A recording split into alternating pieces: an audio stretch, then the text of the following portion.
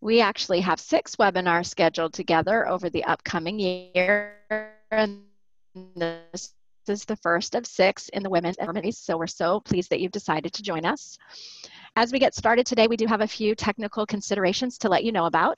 The first is that if you would like to join the conversation on social media, we will be having some live tweeting from my team, and today we are going to use the hashtag #OwnYourPower.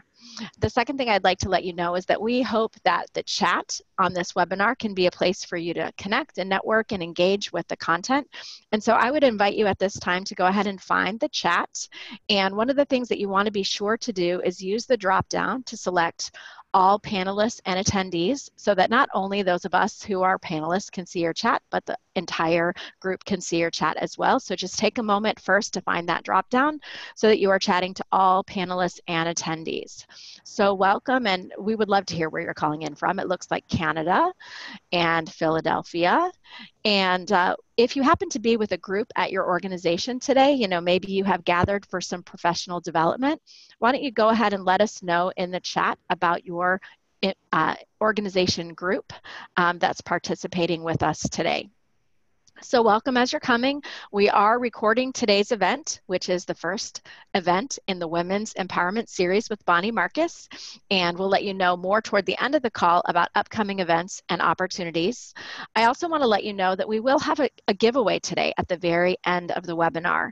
So we're going to have some conversation, and we're going to open up to questions from you, and then at the end of the hour, we will have the special giveaway. So we hope that you will stay on until the very end so you do not miss out on today's special giveaway. Again, for those of you who are just joining us, this is the Women's Empowerment Series with Bonnie Marcus. Today we are using the hashtag #OwnYourPower.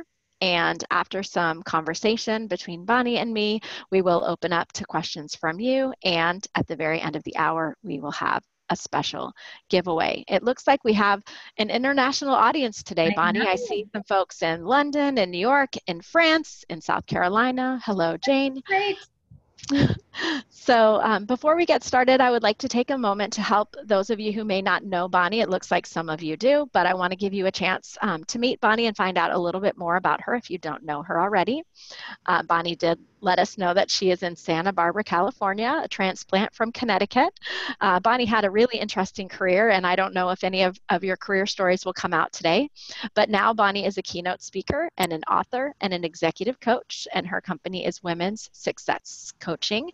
And I'm so thrilled to have been able to work with Bonnie over the years, and she has some exciting new things coming, a new podcast, a new edition of her book, The Politics of Promotion, is coming in September, and we'll share more about that with you at the end of the hour. So welcome, Bonnie. Good morning, Becky. It's morning here. I know it's afternoon there, but Yeah. I'm really pleased to be here. As we get started today, one of the things that we wanted to do is to get a sense for those of you who are on the call about how this issue of giving away your power has affected your career. And we are going to go to a different poll right now, not the one that you're looking at. We're going to save this one for later. If I can figure that out, let's see. Hold on one second. You know what? This is going to be a little bit tricky. We're going to come back to the... What we can do is ask them the question and they can answer in the chat, maybe. Oh, what a perfect idea. So here's our question for you. How much does giving away your power affect your career success? And if you could, try to choose never, rarely, frequently, or all the time. And just help us get a sense of those of you who are on the call, this topic of giving away your power in the workplace. How much does that affect your career success? And I'm seeing a lot of frequently and all the times, only one rarely so far.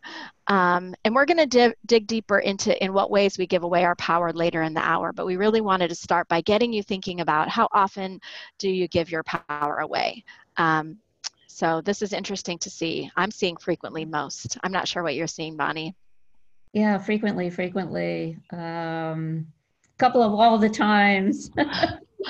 Oh my goodness. You know, it should be interesting, I think, maybe even to do the question again at the end, because I think there's so many ways that we give our power away that we aren't even aware of, and how that could possibly affect our career, that the answers may change at the end.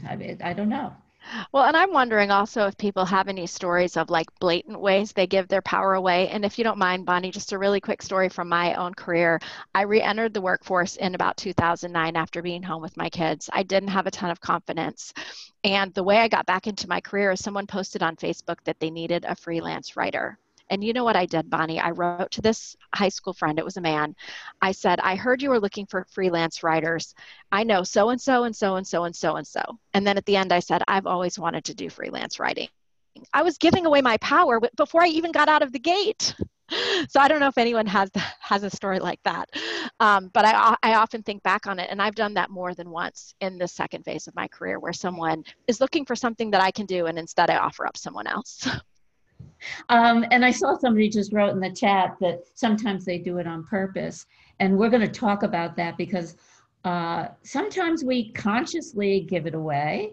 And sometimes we subtly, unconsciously give it away. We're not even aware of it.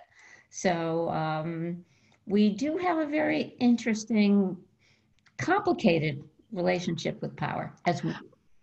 Well, let's talk a little bit, Bonnie. Where does our power come from? Becky, it comes from within. It comes from a belief in who we are, a belief in ourselves and our talent and our ability and our value. It's really knowing who we are. Mm-hmm. It's accepting who we are and owning that. So it's really internal.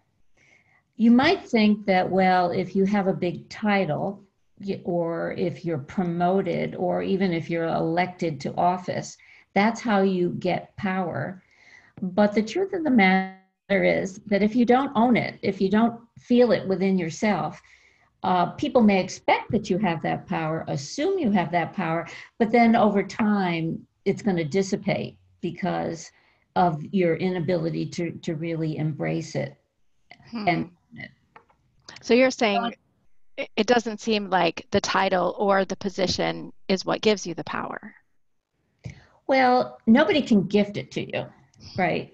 So you have that title. People make assumptions about you that you have the power, but if you don't really own it and you're not going to step into it, then quickly people are going to realize that you don't have that power. So I think what's important to know is that power comes from within.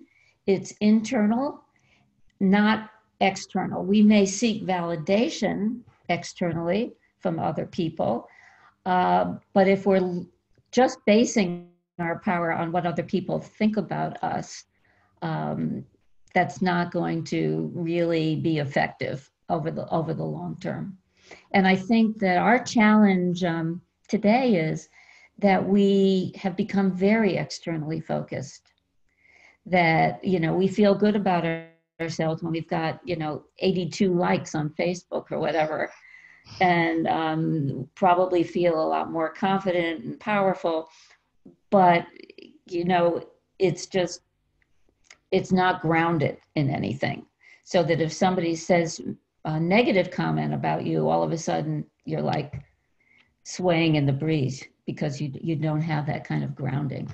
So you really need to understand who you are and accept who you are. And I think that's tied to a lot with confidence. That's really helpful. So, Bonnie, can we talk a little bit more about why women seem to struggle so much with owning our power? So, I think what I'm picking up from you is oftentimes we fall into this trap of this external locus of control, thinking that people have to give us power or, somehow recognize our power. But instead, you're saying we need to shift the focus internally. So, why is this such a struggle for us as women? It's a struggle because of our society tells us that powerful women are not acceptable. We have a negative view of women who are powerful, and we get messages about this. We get feedback about this that when we stand in our power and we're assertive, we get negative comments all the time. And so then we make ourselves smaller because people think, oh, she's too big for herself, or they use the B word or whatever. But we also get messages from our family, from our friends, from our teachers. And if I look back on my own life, and I don't know whether this resonates with anybody else out there, I was a pretty powerful kid. I was so precocious that it probably borderline obnoxious, right? But I tried everything, did everything, was very successful. I tried musical instruments, I tried dancing, I tried, so, and I loved that. I was very, very confident. And it started, I don't know, I started to hit middle school maybe, or definitely high school, when the hormones kicked in and I looked around and maybe I wasn't as pretty as everyone, and that was so important. And I realized that I started to lose that sense of who I was. I was more externally focused, probably messages that, you should be a little more humble about yourself. You should wait to be recognized and not like really push yourself out there, which you do when you feel powerful and confident. And so from then on, I was like, I really started to play small and give my power away. And now that I look back on it, I can see it over the course of my life. That continued through grad school. Even when I was CEO of a company, I don't think I had the confidence to truly step in 120%. Wow. So that kind of goes to your comment, Bonnie, about the fact that some people make an assumption that you own your power if you have a title.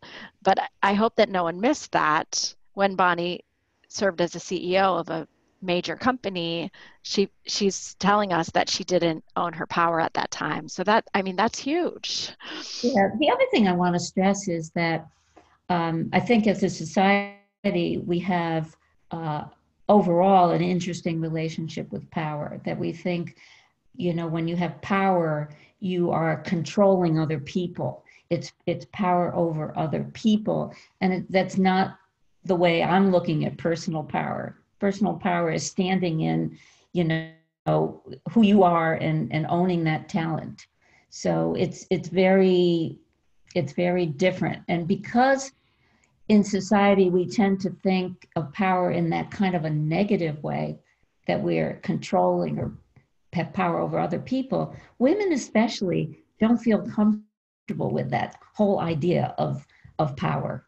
And so there's that reluctance, that hesitancy to step into it and own it because of that.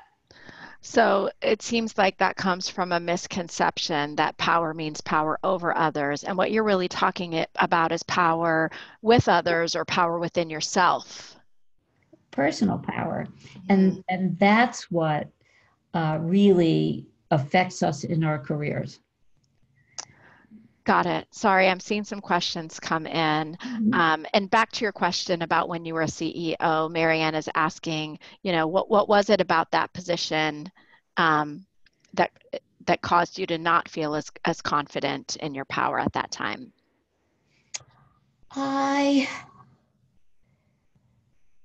That's a really good question. I think it was more about where I was in my life at that time. And kind of struggling with, did I really want to run a national company? It's not that I really doubted my capabilities. It's just that I didn't step into it like 150%. A lot of that had to do with the circumstances of the company and the fact that I got there and found out that it was a house of cards, and it really wasn't the company that I needed to, that I thought it was. So a lot of it was circumstantial, and a lot of it was where I was at that point in my life. I had just turned 50, and I was really it was kind of the beginning of getting back into my power. And, my kids were kind of on their own at that point. And but I think it was in part circumstantial. I don't mean to, I'm jumping around here. It was partly circumstantial to what that position was, as well as where I was in my own life and trying to Sure. figure out what I wanted at that point. Well, and I'm seeing a few people commenting about when they have lost their power or confidence, and a couple of our comments are about, it was a particular life stage. It was re-entering the workforce after being home with kids, or it was moving to a new place and facing some of those transitions. Yeah. To the question of, why do women struggle to own their power? It sounds like there are lots of reasons. Well, and I think the major undercurrent is gender bias, because women aren't allowed, if you want to use that word, to be powerful, whereas men, it's assumed that they can be powerful. And when women emerge as powerful, especially in the workplace, it's not viewed as favorably. It just isn't. And that has a lot to do with the way our society views women, the traditional stereotype roles of we need to be warm and nurturing, we can't be assertive. And so we're always walking the fine line between how do you be assertive, how do you really own your value and your talent, and then how do we be likable, and how do we manage and navigate the different things, the different dynamics in the workplace, knowing that, especially in an organization where there's still male leadership and male power sources, how do we position ourselves? Well, and that's a great question, particularly if we have ambition or aspiration to lead. So, Bonnie, can we talk for a few minutes about the relationship between power and ambition and some of the pitfalls that women face when they are ambitious? Yes, just as I said. So I don't know if you remember, of course you remember, the 2016 presidential, the election. And when Hillary was running for president, it was just such a great example of how our society views ambitious women and women who have power and ambition. And there were so many things written, articles written about her at that point, that for her to assume that she could be president because she was and being a woman, there was a lot of negative stuff. I even wrote several articles about this because it was so, it was such an underlying theme, and why a lot of people couldn't even explain why they didn't like Hillary Clinton. I'm not even talking about politics here. There was just a lot of negativity from women too, men and women, who find that powerful, ambitious women are difficult to kind of accept. Whereas with a powerful man, it's like, it's like a no-brainer. I did a lot of research a couple of years ago that ended up in a white paper about women and ambition. And I was really curious how women felt about being ambitious. Did they own it? Who influenced their ambition? And whether or not that ambition really would waver over the course of their career. And I found out that many of the women who answered the survey, and there were almost 700 women, felt they self-identified as extremely or very ambitious. I was surprised. It was something like 78% of women who felt that way. And out of the very ambitious women, I asked them who influenced their ambition, and they said their biggest influencer was their mother. And then when I asked about whether or not their mother worked, it was if your mother worked and she was ambitious, then Mhm. you tend to be okay with identifying as ambitious. Um, Interesting. but there's a real, in order to declare your ambition, you have to own your personal power. You have to own that power. You have to know that you have the ability to succeed, the desire to succeed. And so it's really interwoven. Um, it's hard to be ambitious without owning your power. Yeah, that's really helpful and powerful in that connection about women. It almost seems like if your mother was ambitious or powerful, or you perceived her to be such, it's an opening or permission that you're able to give yourself. But if you lack that role model, whether it's your mother or someone else, maybe it's easier to struggle with owning your power. Right. And when I look back on my role model, certainly the first one was my mom, and she completely gave her power away to my dad. And she never had a career, and she didn't go to college, and she really kind of kept herself in his shadow. She never really emerged. And when my father passed away, and she was still fairly young, she was like 60. Boy, whoa, then she really became powerful. It was like her time. Huh. And I don't know whether it's that generation, really, but it was difficult to find powerful female role models for me when I was younger. And for me to aspire to be CEO of a company, it was like, whoa, there was nobody that I really knew who had gone down that path. And so it was really pretty unusual for me to look and see role models like that. Well, I'm seeing a lot of comments from folks that women have been influenced in the opposite way. So, in places where they've seen that their mother has given their power away, it may inspire them to own their own power. Um, we had a couple of comments on that. So, thanks to all of you who are so engaged in the chat. Yes, it's It's great. wonderful to see that. And, we're going to circle back to some of those questions when we open up toward the end. And here's a third person who's saying, yes, my mother gave away her power and I went the opposite way. Um, so thanks to you who are sharing your perspective. Well, I think that we want to shift now, Bonnie, to our poll and talk a little bit about the ways we give our power away. And I know, Bonnie, when you and I were working on this, preparing for the webinar, this list is enormous. And chances are when we see this list and I launch the polls, those of you who are on the call are going to identify with many, many, many of them. I know that I have. So feel free not only to answer the poll so that we can get a sense of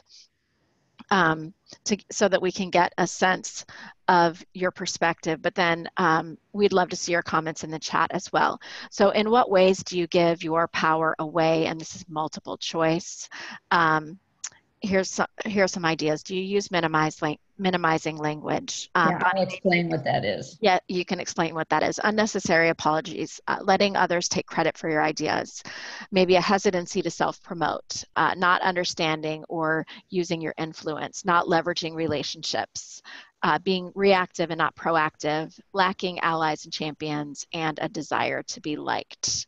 And then there is that second question that we're circling back to. It looks like both polls are running at once, Bonnie. How much does giving away your power affect your career success? So Bonnie, while folks are answering, do you want to share a little bit of insight into some of these, what they mean, how they show up? So let me explain minimizing language. Uh, I'm going to start with a story, actually. A few years ago, I had the honor of I was invited to the Women's Campaign School at Yale. And that organization prepares women to run for public office. It's great, great organization. And they have these fantastic speakers come to talk about how you run a campaign, how you present yourself. It really fabulous. And one woman was introduced and she got up there. Now she had run John McCain's presidential campaign and had credentials as long as my arm. She goes up to the podium. She puts her stuff on the podium And she says, I just want to start with a couple of slides about this, that, and the other thing. And I was like, you just want to start. The word just should be thrown out of the English language. We don't realize how we use just and how that takes away from the power of what we are saying. It's almost like an apology. So here, this incredible woman got up there and she almost started out with an apology. Like, well, I just want to do this, like almost apologizing. Mm-hmm. So eliminating the word just would help you be extremely powerful. The other thing are qualifiers like I kinda, or maybe, or sort of. And that kind of language takes away from the power of what we're saying, from the directness. So what we're doing is we're trying to soften it, Mm-hmm. because we feel that if we're really direct, then people are going to be like taken back. So minimizing language is a very subtle way that we give power away. So are there others that you want to give some color to as we move forward? I'm seeing so far, lots of responses, and we'll close the polling and share those results in a few moments. I'd love to hear you talk about unnecessary apologies. Why do we always feel the need to apologize, Bonnie, as women? Again, because we're supposed to be the warm, nurturing sex, and we're expected to be that. We get caught up in that stereotype ourselves, and we want to soften things. We going down to the last one, we want to be liked. Mm-hmm. And so we feel that if we come on too strong, or we need to apologize. If we apologize, if we feel that we did something that upset somebody else, that they didn't take it the right way, we will soften it and we'll apologize. And it's sometimes we need to apologize, right? Sometimes we absolutely do need to apologize. I think it's powerful to say, I'm sorry if I hurt your feelings, or I'm sorry if you took that the wrong way. But then we over apologize. Mm-hmm. We can apologize once and let it go, or we can keep apologizing and keep apologizing, and we give our power away that way. So we have an attendee who said that she has a sticky note on her computer monitor to remind herself to stop apologizing and no justs. So that could be a key takeaway from today, plaster it. I don't know, maybe I need a tattoo on my arm. You know what? If you have a really good colleague at work, a trusted colleague that you could ask, how many times, just remind me every time I say just, Mm-hmm. like raise your hand or send me a text or something. You'd be surprised how much you use it. Well, and the same with minimizing language. We need to maybe raise our awareness to know when, here I go again, I just did it. I said we maybe need to raise our awareness. No, we don't maybe need to raise our awareness. We need to raise our awareness. Yeah, we kind of do. We sort of do. But I think one of the underlying things on this list is our desire to be liked. Mm-hmm. Yeah, and that runs through a lot of these other things. I mean, we're not going to say to somebody, that was really my idea. I brought that up in the beginning of the meeting because we don't want to bring attention to ourselves, and we want people to like us. Mm-hmm. Our hesitancy to self-promote, we think that if we do that, people aren't going to like us. Again, that's definitely standing in our power. The apologies, the minimizing language to softens what we're saying so that people like us. Mm-hmm. Well, an interesting comment here from Jane. She says that apologizing is a form of social glue that works with women, but not so much with men. So women get it, and then men might see us as being weak. And again, I want to acknowledge there are tons of questions and comments. We're going to get around to them, and we're so grateful for your engagement. So I'm going to close this polling so we can take a look at what folks are saying in terms of the way they give their power away. And let's share those results. It looks like, wow, Bonnie, 74% of the people on today's call give away their power because they are hesitant to self-promote. By far, that is the runaway winner. About Mm. 52% of us have use unnecessary apologies, and 48% of us use minimizing language. So any thoughts on the results of this first poll, Bonnie? Well, here's what I would like to put out to everybody. Think about how different your career path would be, how different your career would be in your life if you felt powerful enough, confident enough to advocate for yourself. It's really a game changer. And learning how to do that and learning how to do that effectively is really important for anyone's career. Much more challenging for women because we have to kind of navigate that double bind of, well, people won't like us, but on the other hand, if you are ambitious and you really want to advance your career, that red line there, that's something that you need to jump into and learn how to do effectively.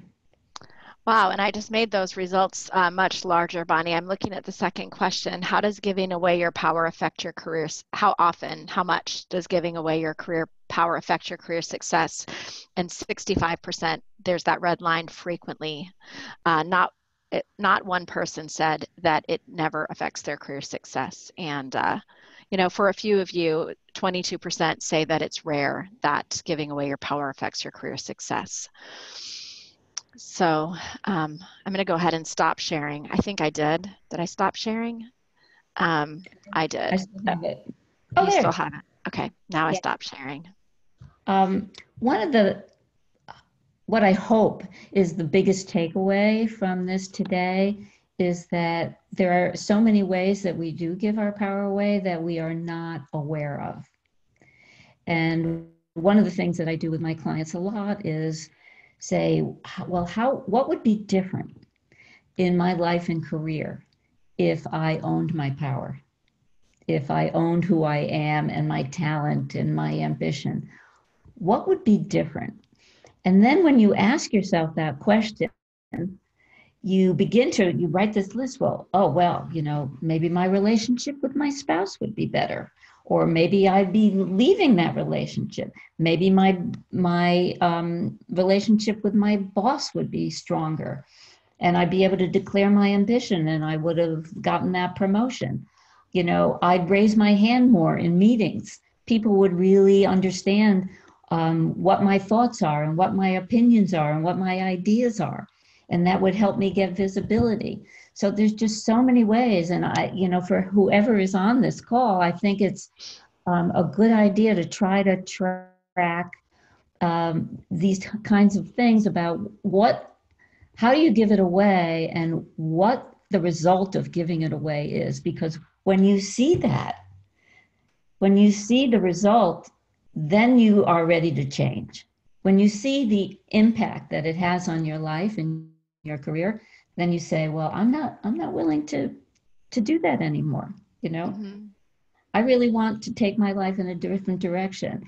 And that's where you make the shift.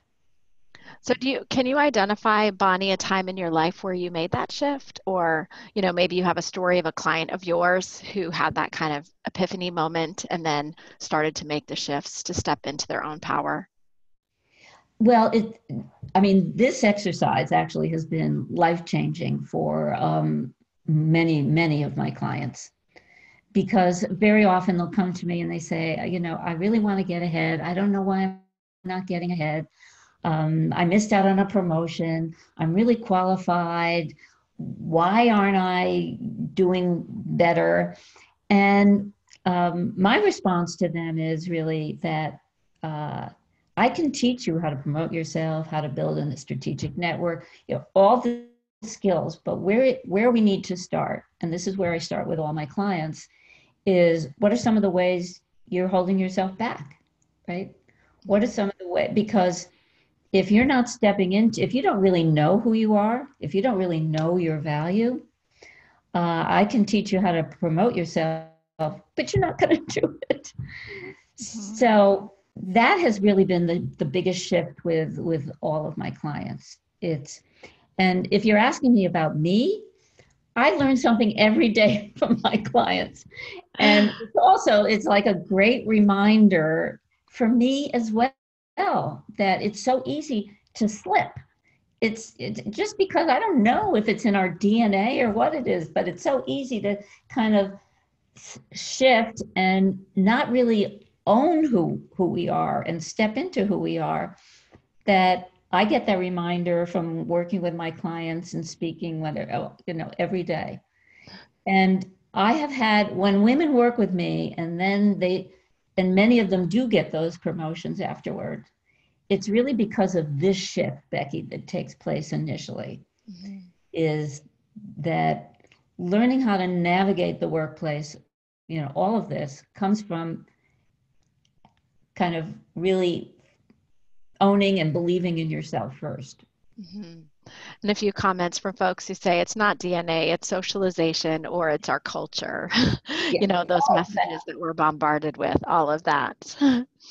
I want to go back to a question that I saw a few moments ago, Bonnie, that I thought was really powerful. And someone was asking about giving away power with money. And I'm trying to find it because there have been so many comments.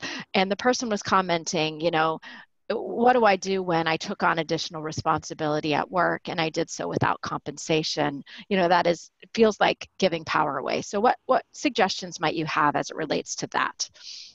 And forgive me to whomever posted that question, I wasn't able to go back and find it. So if you want to repost. That's a great question, whoever asked that question.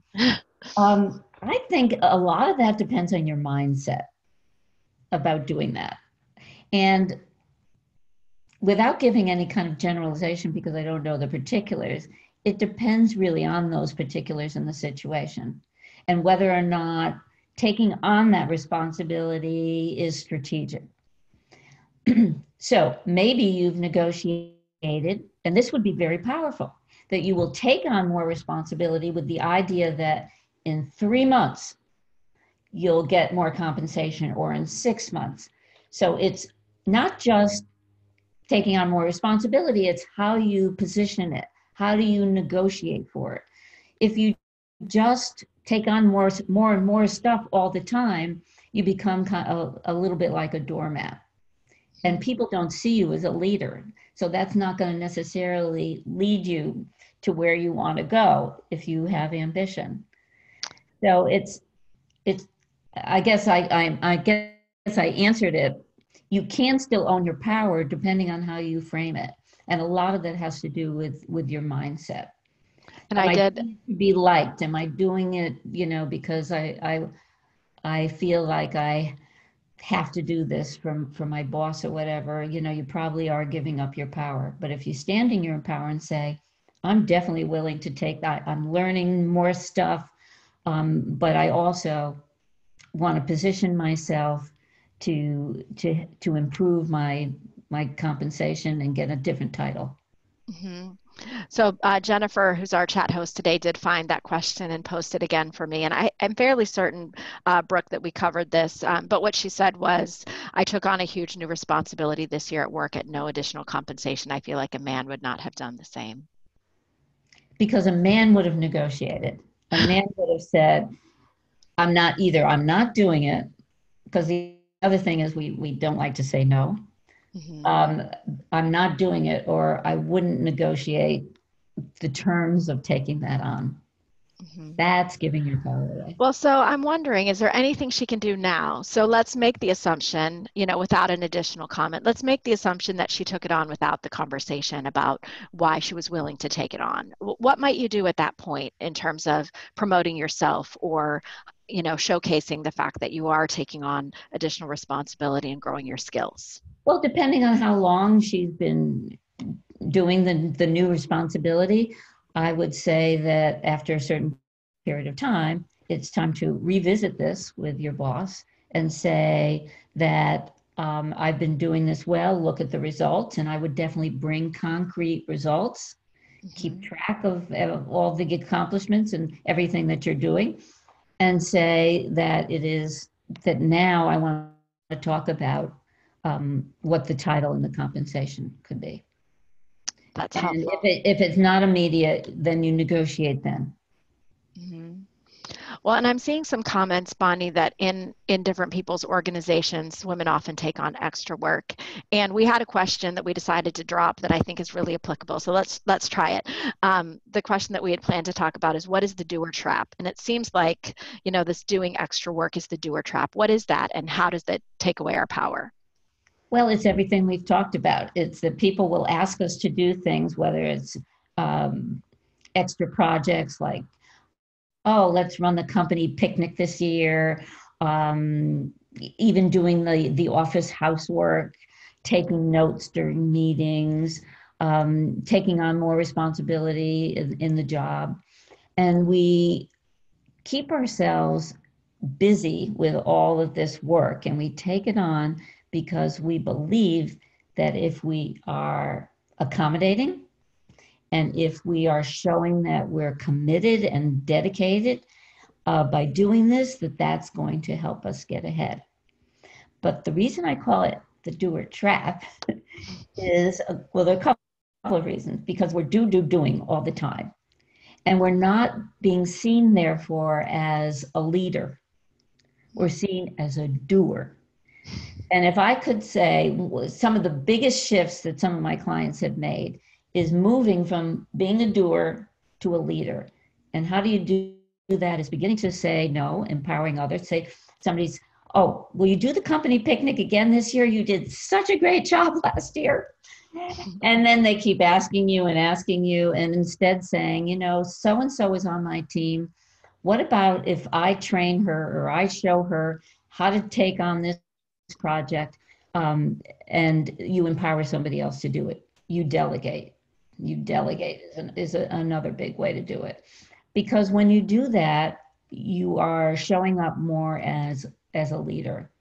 The other thing is about the doer trap is that when we are so busy doing all this stuff on top of our job, we don't have any time to really think strategically about our career and where we're going. And having that time to think strategically really sets you apart and begins to help position you as a leader.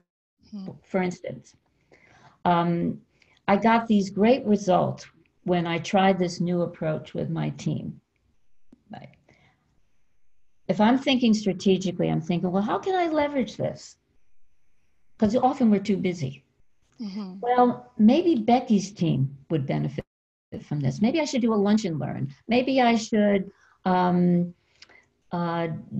meet with somebody else in a different business unit and share this new approach, and bring my team and share that new approach. And then I get more visibility and credibility. But when we're busy doing all this stuff, we don't have time to think strategically.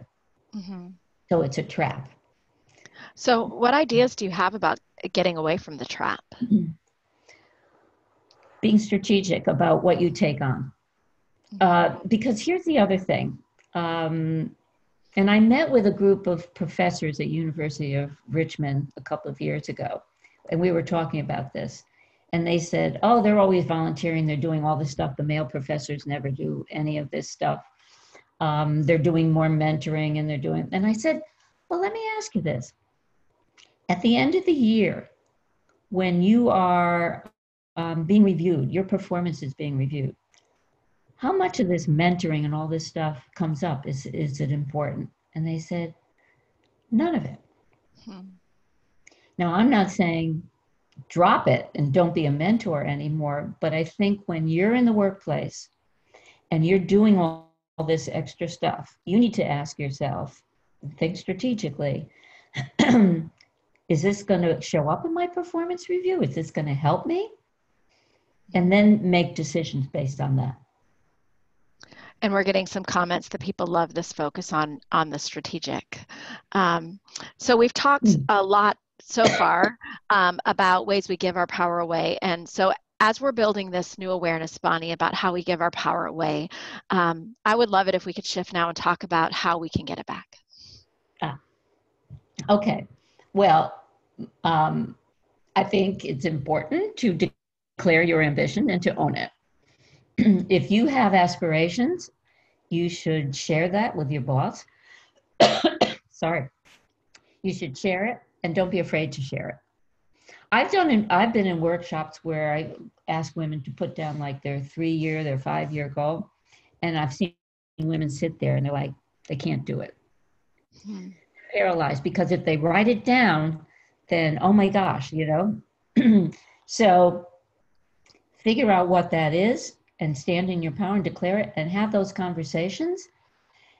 And then have the conversations of, well, how do you get from A to B? What do I need in terms of more experience, et cetera, resources? Sorry. Oh, Glad you got that water. I'm so glad. Not helping. Another way is to identify all your negative self-talk and quiet it. We don't get rid of it completely, but we can silence it and not pay that much attention to it, because that'll definitely rob us of our power. So I'm going to give you a chance to have some water, and so many good questions. So Beth has a comment back to what we were talking about with the doer trap. Take the time to think about whether you want to do something or not, and then give yourself permission. Tell someone you need time to think about it instead of giving them an answer right away. So that's really, really helpful. So anything else, Bonnie, on the topic of how we can get our power back? So first, own your ambition. Right. Replace negative self-talk. Quiet it, yes. Ask for help when you need it. People think that's a weakness, but it helps position you to be successful. Spend some quiet time, some strategic time, thinking about your career and where you want to go, and practice self-care. That old thing about the airline and putting the oxygen on the child before you, and how we always tend to do that. We take care of everybody else first. And since I'm doing a lot of research about older women for my next book, I think that has a lot to do with how older women kind of begin to get their power back, is that now their kids are kind of on their own. And we've always focused on everybody else first and not ourselves first. And so we get more powerful the more we nurture ourselves, take care of ourselves. And we should do that our whole life. But we don't. Sometimes when we have an empty nest, then we're like, oh, I could really do that now, So we should do that. I think it's also powerful to acknowledge your fears and deal with them, and see how some of these fears might hold you back from being who you are and stepping into your full power. That's also a lot of work that I will do with my clients. Advocate for yourself. We've talked about that. Advocate for others. Share your opinions and ideas. Raise your hand. All of these things help you to reconnect with who you are and the value that you bring. And anybody who's on this call who knows my work knows that understanding your value is really so important. What is it that you contribute? And how do other people benefit from your work and from who you are? And when you do that, it's so powerful, because you get it. You get how you can be of service to others, how you can help the business move forward. So understanding your value is a biggie. It's the foundation, I think. So many suggestions there. If one of them resonated with you, I would love to have you share that in the chat. So of the ideas that Bonnie shared about how to get your power back, if you've been giving it away consciously or unconsciously, I'd love to hear which ones of those you might be willing to try as you seek to own your power. We're going to shift now and come back to some questions. And, as we've said a few times, there are so many comments and questions that have been in the chat. So if you want to take the time to restate any questions that we might have missed before, or if you have any new questions that you'd like us to cover, I want to remind you, please stay on till the end. A lot of times folks will drop off. We have just about 12 more minutes together, and we have a very special giveaway at the end. And so we hope that you'll stay on because, honestly, so much of the value of these gatherings is what you all are each saying to and with each other. So we're thrilled to see that. So here's some comments that people like about getting the power back. Carmen likes the idea of strategic quiet time, thinking about her career and where she wants to go, acknowledging fears and dealing with them. Dealing with them is a big challenge, but so necessary. Understanding your value and how others benefit from your worth, handling negative self-talk, being aware of giving it away is a good start, and then slowing down and shifting from doing to more strategic thinking. That's kind of the basic thing of where to start. Mm-hmm. Those are really powerful. So here's a question from Jane. Bonnie, what's your recommendation for bringing like-minded men into reducing the risk for women to step into their power? Bringing like-minded men. Mm-hmm.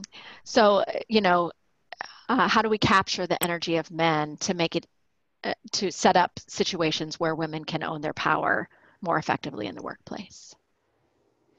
So if I understand the question correctly, I'm not sure I do. If I understand it, it's helping men understand how women give their power away, mm-hmm. and helping facilitate situations where women can step into their power. Yes, correct. Right. I think so. And Jane, you can feel free to clarify if needed. So it's similar, I think, to any kind of microaggression that we talk about post-Me Too, when men are simply unaware of when they're mansplaining or just taking credit for some of our ideas. And I do not believe that we should let those pass. We should let those just go unacknowledged. Mm-hmm. We should have a conversation with the man, and it's probably one-on-one, about how that made you feel and bring their awareness. If we don't help men become more aware of some of the things they do to take our power away and how easily we give it up, and how that therefore doesn't benefit the business really, mm-hmm. Then it's a lost situation. But similar to Me Too, I would say, if somebody takes credit, I'll tell my clients, if they don't have a buddy in the room who says, oh, Bonnie said that an hour ago, that when somebody takes credit for your idea, you should say, thank you for acknowledging, that idea that I shared earlier. I really appreciate you bringing that up again, or something like that. Mm-hmm. We shouldn't be steamrolled, and whether we're doing it in public or we have these private conversations, we need to help men become more aware of when they take the power away and how we can then take it back. Sure. So an example that Jane shared was helping men see that a woman who negotiates for herself isn't being selfish. Right. Yeah. Oh my goodness. So many comments and questions. So one comment is that having a good mentor makes a big difference for women who want to step into their power. And Sharon says that men need to step up and be allies. I'm not sure. I haven't really looked at the gender breakdown on this call. If you're a man who's on this call and you have a comment or a question, we would love to hear from you as well. And willing to take many more questions. And I'm just going to take a quick moment here, Bonnie, and try to scroll back and get back to some of those earlier questions if I can. While I'm doing that, wondering if you have any other stories from your coaching clients that you could share while I'm looking for some of these questions.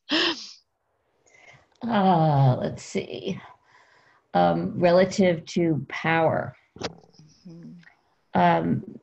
I have a lot in terms of thinking strategically and taking the power back around your career. One of my clients came to me also that she didn't get a promotion. She didn't understand why, and she was definitely stuck in the doer trap. And when I identified what she was doing, she was like, well, how do I get out of that? So thinking strategically, learning how to say no really changed her career. But it was taking some time each week to cross out on your calendar some blank time where you're not available to your team, the phone isn't ringing, and you're not in a meeting and you're not looking at emails, you are unplugged. Hmm. And use that time to fuel yourself in whatever way. So what I recommended to her was think strategically about your career, how you can leverage results. You know, she did it on her commute home on the train every day for like 30 minutes. She got 2 promotions in the 18 months that I was working with her. But even if it's not leveraging that, it's thinking about taking that time and writing down, what did I accomplish today? Mm-hmm. What are some of the things that I did today, big and small, that need acknowledgement? I call that a success journal. It doesn't need to be a formal journal, but taking the time to acknowledge some of the things that you have done during the day, even if it's like, oh, I had such a tough day at work. I raced home. I was home in time for soccer practice for my daughter and did homework with, how do I balance all this? What have you achieved during the day that you take for granted? Mm-hmm. And reconnecting with that is a really powerful fuel source Mm-hmm. and connection to what is great about you, what you bring to the world. That's really helpful. And I do love the idea of the success journal, as does Wendy, who's commenting that she's going to try it. We have a couple more questions that we're going to try to get to. Here's a question. How do you strategically handle the desire to be liked and the issue of reputation within team, department, company, etc.? So how can you balance the desire to be liked with, Showing up as a leader? yeah, I think so. Yeah, okay.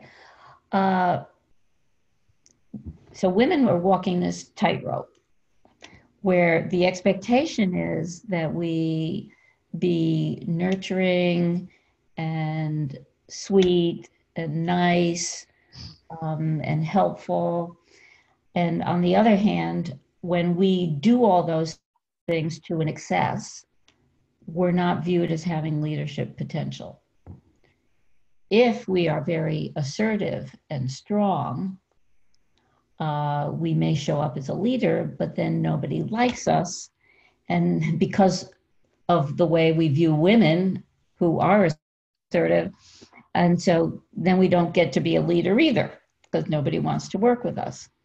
So we need to develop the savvy to understand how to balance the two.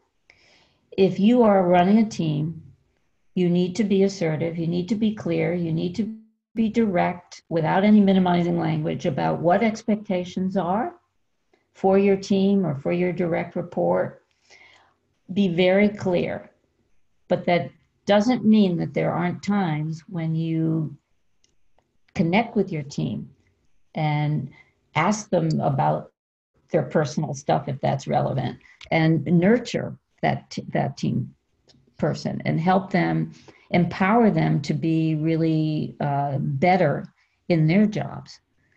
So we need to know how to balance the two to show up as a leader, not 100% one or 100% the other, and listening for kind of the cues of when to balance it and when to do a little bit of both. Mm-hmm.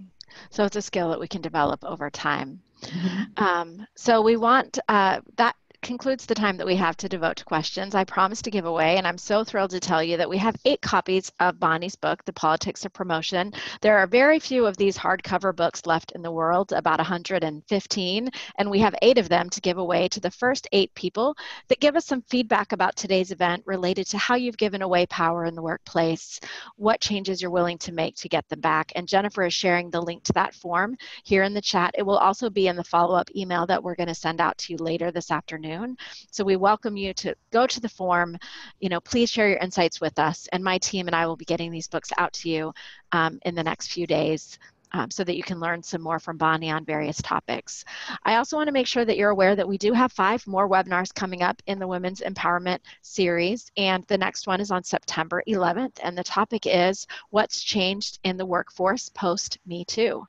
It's going to be a really amazing conversation. It's also going to be a launch celebration because Bonnie's book, The Politics of Promotion, is coming out in a paperback edition with a new foreword. And so that second webinar in the series does coincide with the release of Bonnie's new edition of her book.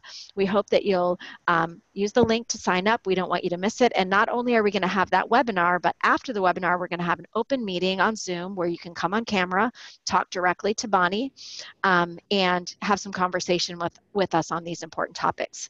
So if you enjoyed today's event, we hope you'll register for the next event in the series. You'll invite your friends and colleagues. And as I mentioned earlier, we will have a recording of today's event that you can share with others. I personally have been challenged in so many ways by today's conversation to become more aware of the ways that I every day fall into these traps. And Bonnie, thank you so much for sharing your wisdom with us. Oh, my pleasure. It was great. Have a great day, everyone. We'll see you next time.